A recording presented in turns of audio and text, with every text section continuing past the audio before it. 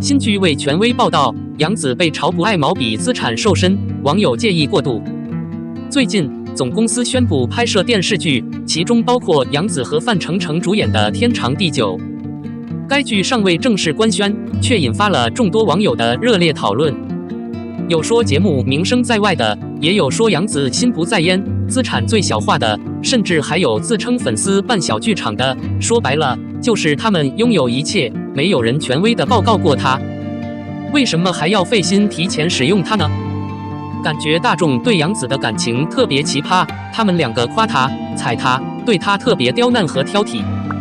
在90后小花中，他是真正的敬业和敬业。有人说他假借青衣拉流量可惜，但当他要求青衣时，那些打他假借青衣的围观粉丝可惜了，谁真正支持他？说实话，一部剧没有高低之分。偶像剧，比如《淘气之吻》《还珠格格》《倾盆大雨》，甚至《流星苗圃》，都是毫无疑问的烂片。错过它，目前没有人对比这些节目和剧作，例如《沉睡》和《康熙传》。你说你现在开始鄙视符号戏剧化的原因是什么？您是否只需要看到符号显示自毁？有多少年轻人群是真人秀的狂热爱好者？最近圈内涌现了多少部重磅剧集？又有哪些剧集主打女性？更何况，哪个节目的胆大包天的女人是30岁以下还是30岁左右的艺人？最近有多少偶像秀冠军拥有极其出色的性格？事实上，剧中的一些角色并没有想象中那么需要演技，有时甚至比偶像剧更需要演技。还有一些艺人，你会觉得他们总体上演得很好，他们确实演得很好，但问题是他们一生都在扮演一个角色。同样，表演只是一种表演，并不意味着它很棒。古装剧最能满足剧化的条件，反战剧次之，但那些狠似堕落天使、大手大脚打恶魔的，都是剧化。这种节目真的不是特别有趣，因此推动演出似乎并不合法。明明章子怡在娱乐圈的造诣，她不也踏实的演古装人偶吗？杨紫就是要出名，这句话有道理，但是杨紫有错吗？信不信由你。如果你在媒体上，你宁愿不出名，你需要什么？你需要什么？你要拍一部像样的电影，的确，愿望格外宏大，为你点赞。那么问题来了，一个像样的节目为什么要找你？有可能你有联想，或者你可以展示你能做什么，所以很少有方法可以展示你能做什么。假设正确的部分，杨紫不能说没有宣传，但有电视剧不宣传的可能性就大了。杨紫也在热搜中中规中矩，更多的是电视剧和剧场版，看看吧。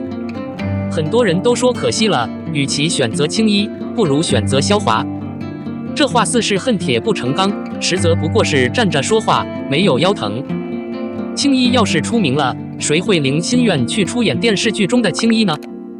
现在那些大青衣都难担当比较角色，杨紫还要演青衣，谁替她演？不管杨紫是不是真诚地坚持自己的幻想，不以那种符号秀的心态去演戏，她肯定不是富二代，吃喝玩乐有什么好？对他来说，用他来帮助他的团队是个好主意。他用什么去参加场合是明智的。电视剧大家各尽所能，别人可以演，群众也有选择的权利。既然觉得杨紫演戏多了，累死了，不打野行看吧，我有什么理由去嘲笑别人？02，媒体界最会扔的明星张艺兴，不忘初心，继续前行。张艺兴，媒体界最正经的巨星。刚刚结束真人秀巡演的张艺兴又开始大吵大闹了。张艺兴新印记布局 ，DNA 音乐联动预告来袭。张艺兴其实是媒体界最狠的明星了，又一个动向在标题上，他给粉丝带来的惊喜真的是越来越高了。9日，以张艺兴为发起人的 DNA Music Partnership 正式升温。正因如此，张艺兴作为始作俑者，积累了不同领域的优秀演员来制作。记住舞台的首要目标，说到做到。张艺兴不仅是艺人，还是歌手。舞台让张艺兴熠熠生辉，让他在众人面前熠熠生辉。对于舞台，张艺兴一直有着自己独特的期待。张艺兴在观众面前欣赏舞蹈和音乐空间是至关重要的，并且有其独特的观点。张艺兴曾在观众面前说要把音乐带到世界，于是他开始了全球巡演，将自己的音乐传递给国外的歌迷。张艺兴在《这就是马路舞》的时候说要在西方动作中融入中国元素。通过《这就是马路舞》节目，让更多人看到了中国社会的成分。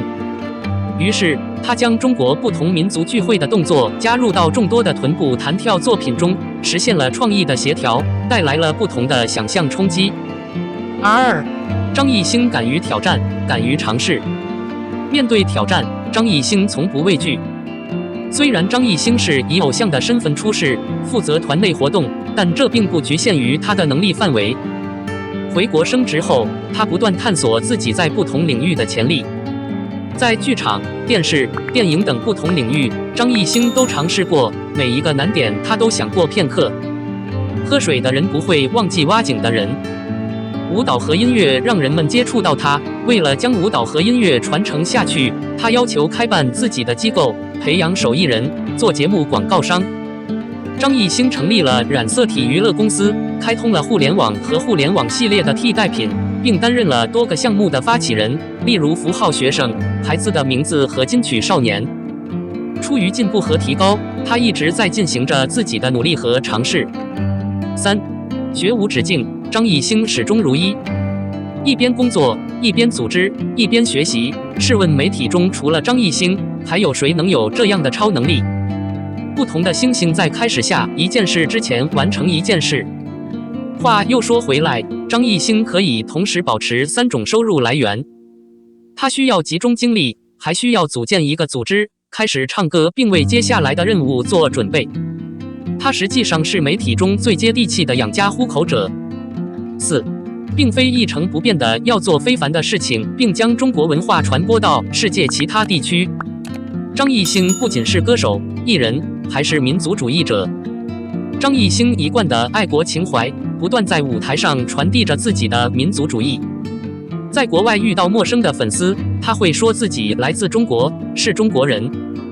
他会在陌生的舞台上炫耀中文，训练粉丝说中文，展示文化，用合理的活动传递中国文化。张艺兴善于借对方的资产，另辟蹊径。无论是在大舞台还是小舞台，当他接触到一些音乐和舞蹈方面的信息时，他都会同意。他会把中国古老的元素融入西方文化，做一些有中国特色的东西。张艺兴说的每一句话，他都做到了，而且总体上做到了。张艺兴真心努力，在前进的路上，张艺兴始终带着舞台第一的目标，一直在埋头苦干。他是媒体界最值得称道的好榜样。03.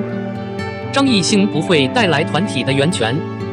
这条尾巴来自《永远的向往》第5回。这个计划基本上围绕着他向往的图书馆展开，欢迎来访者参与初期的功能。